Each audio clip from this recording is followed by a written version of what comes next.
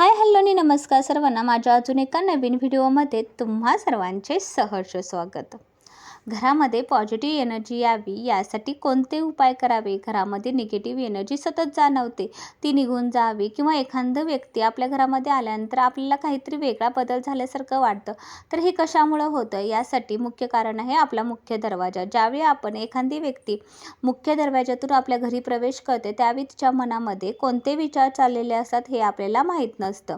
म्हणूनच नेहमी आपला मुख्य दरवाजा हा सुशोभित केलेलाच असावा, जेणेकरून येणारी बाहेरून व्यक्ती जी आहे ती प्रसन्न मनाने आपल्या घरामध्ये प्रवेश करेल. यासाठी प्रथम सकाळी लवकर उठल्यानंतर घराचा उंबरठा आणि अंगण स्वच्छ झाडून ओल्या कापडाने पुसून घ्यावं. त्यानंतर रांगोळी काढावी आणि रांगोळीमध्ये रंगही एकदम साजेसेच भरावे, जेणेकरून उठावदार रंग भरल्यानंतर तुम्ही साधी जरी रांगोळी काढलीत तरी ती रांगोळी आकर्षकच वाटेल. उंबरठ्यावरती हळदी कुंकू वाहून घ्यावं. तुम्हाला जर हळदीचं लेपन करायचं असेल तर तुम्ही करू शकता, नसेल तर तुम्ही उंबरठ्यावर हळदी कुंकू वाहून त्यावरती दोन्ही बाजूला 2 फुले ठेवू शकता.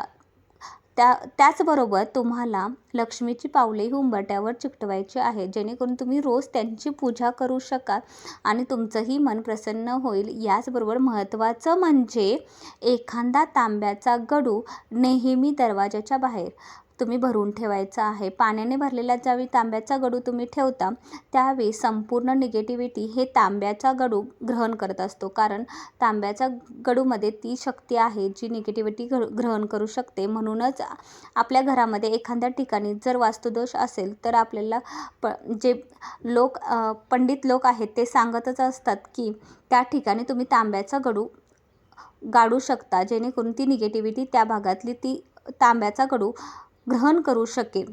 जर तुमच्याकडे तांब्याचा गडू नसेल तर तांब्याचं कोणतंही एखादं पात्र सुशोभित करूनही तुम्ही ठेवू शकता, जेणेकरून समोरनं येणाऱ्या व्यक्तीची संपूर्ण निगेटिव्हिटी ही ते तांब्याचे भांडे ग्रहण करेल आणि तुमच्या घरामध्ये पॉझिटिव्ह नजरेनं किंवा पॉझिटिव्ह मनानं ती व्यक्ती तुमच्या घरी प्रवेश करेल.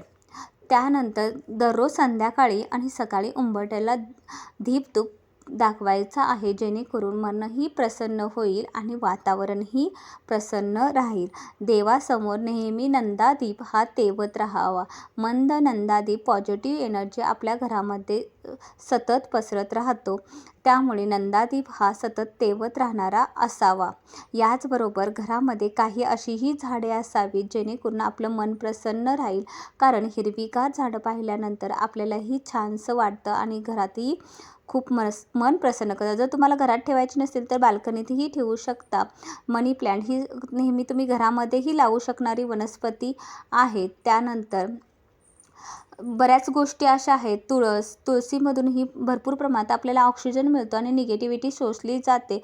हे अशा प्रकारे तुमच्या आवडते कोणतीही फुलझाडे किंवा आवडती झाडे तुम्ही लावू शकता. घरामध्ये हिरवळ दिसली तर आपल्यालाही खूप बरं वाटतं आणि हिरवळ ही समृद्धीचं प्रतीक असते.